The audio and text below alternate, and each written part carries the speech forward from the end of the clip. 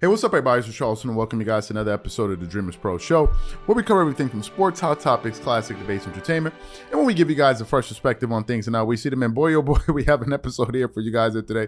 So make sure you're going to like the video and subscribe to the channel. Anyway, let me get into this topic here. So, as y'all are fully aware at this point, I think it's safe to say that Draymond Green is easily the most outspoken, active NBA player going. Ever since he started his podcast, he has made headlines with a lot of the things that he's had to say, right? It's like every other day, Draymond Green says something that turns into a major topic item for people to discuss and debate upon. And I've agreed with some of the things that he said, and I've also disagreed with most of the things that he said. We've done videos about it. People have pushed back and forth. No, you don't get it. So, Draymond Green is certainly in vogue right now, and he's the man when it comes to sports media. But this morning, however, I stumbled upon a video while I was doing my research from The Odd Couple. Well, as y'all know, The Odd Couple is on FS1 with Chris Broussard and Rob Parker. Good. So in that segment, they were essentially reacting to some comments that Draymond Green made surrounding the decision of Kevin Durant, of wanting to be traded from the Brooklyn Nets. And as y'all remember, one of the people that called it a very weak move, or he's a runner, he's a track runner, is Shannon Sharpe. And I'm actually waiting to see if Draymond Green is actually going to go with some athletes now. Even though Shannon Sharpe is a football player, he's still a professional athlete. So I'm waiting to see if he's going to call him out, right? Because he was one really, pushing that message, and I disagree with that. But anyway, that's essentially what Rob Parker and Chris Broussard were reacting to. They were reacting to what Draymond Green had to say, right? And Draymond Green said some interesting things. But before we go any further, this video is brought to you by Aura, who's also the official sponsor of the Minnesota Timberwolves. Do you know what the fastest growing crime in America is today? It's identity theft. Imagine trying to log into your email only to see that your password has been changed. Then you start getting weird notifications from your bank and credit cards only to find out that all of your personal and sensitive information has been totally compromised. If you think it can happen to you and your family, just know that in 2020, over 49 million Americans were victims to identity theft, costing them a combined $56 billion. That is why we are excited to partner with Aura, who's the sponsor of this video.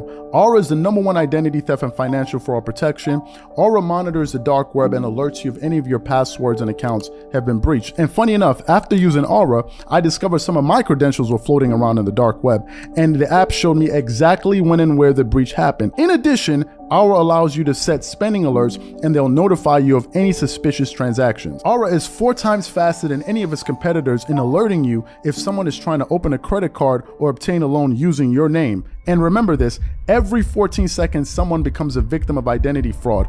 Don't let it happen to you. Now click the link in the description and try Aura for free for 2 weeks and see if any of you or your family's personal information has been compromised. Start your free trial at aura.com/dreamerspro. And when you try Aura, by using the link in the description below, also know that you're supporting this channel.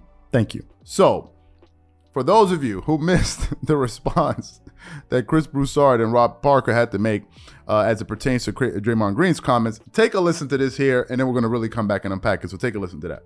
People can't accept the fact that athletes are now businessmen and no longer just playing basketball. And at some point, people have to realize and be able to accept the fact that athletes are businessmen and we make business moves and business decisions because you are operating a business. I am operating Draymond Green Inc. or whatever you want to call it. So why, if Draymond Green makes a move, a business move, is it not viewed as just that? Let's talk about the move that's made. Is that a good move for business or is it not? But to start calling somebody weak and they run from challenges, that's baffling to me because that man has worked his entire life to be in that position to where he controls where he goes next. And by the way, everyone in the NBA can't control where they go next. So to be in that position, to have the opportunity to control what you do next, that's the American dream. There's so much wrong in there. Number one, Chris, I'm you with want to go? Go ahead. No. I want you to go first. But Draymond is just talking. Like at some point, somebody. But this is my issue, Chris. is there's nobody to push back on him. There's nobody to challenge him. He's just talking, and it's fine, but it has no context. It doesn't make any sense. We could, in 2 seconds, Chris, the both of us would undress Draymond Green. I'm dead serious. In 2 seconds. No, you're right. And he would be backpedaling and fumbling and bumbling, right, and throwing back shots off the side of the backboard or air balls completely. I mean, he would just be reduced to that. Stop it, Draymond. Go ahead. I just can't. You're right. And look, Draymond is just running off at the mouth. And I get it. It's a solo podcast, so you're right. Literally, there's no one to push back. We know, obviously, if some athletes were there, they wouldn't push back. That's not what they do. But Draymond is just filling time. He's got, I don't know, 45 minutes, whatever he does on this podcast. To kill. To just rant. And that's what he's doing. First of all, he said athletes are business. As if this is what I'm tired. And I like Draymond. But this is what I'm tired of. Draymond acting like he and this generation of athletes are just inventing all this stuff. It never happened We're before. businessmen today. Michael Jordan wasn't a businessman? Hello?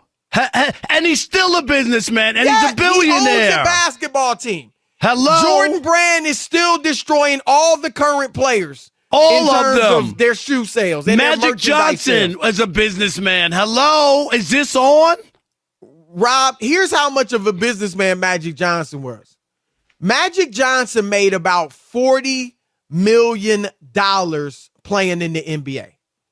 He's now worth about $700 million. He went from making about $40 million to now being worth $600-700 million. Not through basketball, through business. Junior Bridgman, Rob. Junior Bridgman owns more than 160 Wendy's. Remember him? He was a good player? Yes. I mean, so I'm just saying, like... There's plenty more we're missing, Chris. There's you're not the first generation of athletes to be businessmen. So stop That's number one. That's insulting to the athletes before you. Now, technology has allowed you to have podcasts and things like that, sure. But that's not because of you and your generation of players. You're just benefiting from new technology. Chris. So that I don't like that notion, like patting yourself on the back, like we're doing something the previous generation didn't do. No, you're not. No, you're not. And even the new media, Rob. I mean, Barkley, who's more new media, quote unquote, new media than Charles Barkley? So here are my thoughts on this. I understand the position Draymond is coming from. Draymond is looking at it from, through a lens of a professional NBA player. That's the vantage point that he's speaking from. And he's talking about a guy that is at the top of his sport, right? Making tens of millions of dollars a year.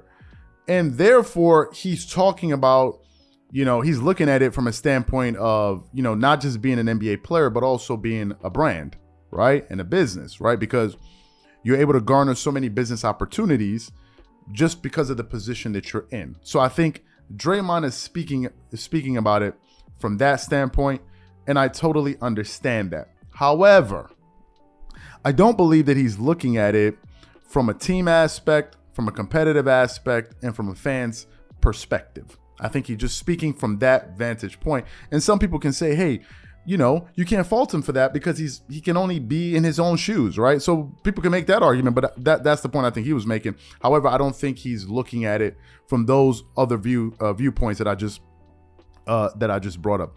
The fact of the matter is this: Draymond Green's primary source of income is his NBA salary. As he recently said, he earns about $25 million a year. Now, maybe he makes something comparable to that on endorsements. I don't know, but I would assume, let's just assume for this conversation, that that's his biggest source of income. I'm sure he has other revenue streams, but let's just assume that's his biggest source. Now, for somebody like LeBron, it's not. LeBron earns way more off of endorsements and other deals and other business deals that he has. But in this particular moment, let's just focus. But there's a reason LeBron is at that level. But that's another video. Anyway, let's just assume that.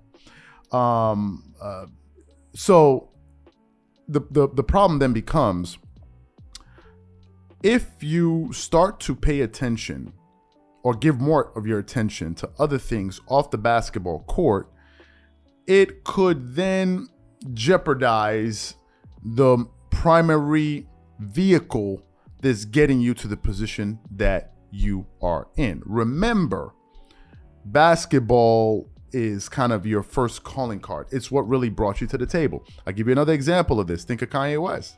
Kanye West started off as a producer, then he became a musician / producer, and it was from that launching pad that he was now able to go into fashion. Now, ultimately, he's into manufacturing and designing shoes, right? But if he didn't have that first vehicle in place with his music, and if he didn't take it extremely seriously, I really doubt that Kanye West would have been able to build a brand, the reputation, and the fan base to then venture off into something totally different and then be able to use that platform to now become a multi-billionaire, right? One foot has to come before the other. So I think that there's that aspect of it. And I think in the midst of your pursuit of your own personal success, you still have to understand that you are within a team concept, and you're under contract and you're beholden to your teammates, your organization, as well as its fans. So I think that's a particular argument that needs to be injected into this entire conversation. But I do understand the point or the position that Draymond Green is taking. I'll give you guys another example. For instance, for me, right? We're into sports media, but it doesn't mean that that's all of my aspirations in life. I have other aspirations in life. The problem then becomes is if I start making decisions today that will affect what I'm doing right now based off of things that I personally want to accomplish in the future. You have to find, I believe, the right balance. So that's the first thing. The second thing, which goes to the point that Rob Parker and Chris Broussard was making, which was when Draymond Green said, we are a business and this and this, and they were like, listen, wait a minute. You're not the first person. You mean, in the sense that modern day athletes today are not the first ones to all of a sudden do business in basketball. You're not the first. And to that point, they are 100% correct. Give you some examples of guys that have successfully excelled in their primary careers and then ultimately,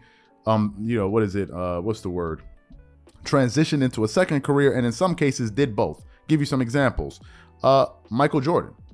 Michael Jordan was at the top of his sport, but he had a deal in place. He was doing other things, and now Michael Jordan, just off of his Jordan deal, I believe makes $150 million a year, just off of that, not talking about his team and all the other things that he has in place. So you have Jordan as an example. You have Kobe Bryant, who started his, his fund. He started his, I believe it was a publishing company. He did all of these different things, right? And Kobe, I believe, is now worth $600 million. And if he was alive, I'm sure he'd have been close to $1 billion by now. So Kobe was doing both things, and it didn't take away from his commitment to his first love and his first responsibility, which is a basketball player, in which case he's responsible to his organization and his fans. You have him, obviously. You have the example of Magic Johnson that he brought up, who I think probably of all of these guys is probably the best businessman, because Magic Johnson the way he made his money has absolutely nothing to do with what he did.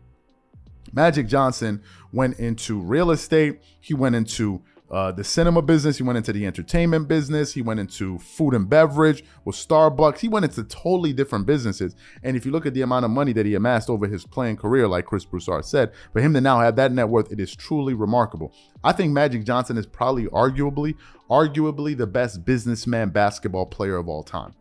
And I'm willing to debate that. I mean, Magic Johnson has been featured on Bloomberg. Like, he is a hell of a businessman, right? A hell of a businessman. So I would actually argue he's the best. But of course, you have other examples like Hakeem Olajuwon. No one discusses this. Hakeem Olajuwon, I think, earned less than $100 million over his playing career. Hakeem Olajuwon is worth $300 million, and his wealth is based,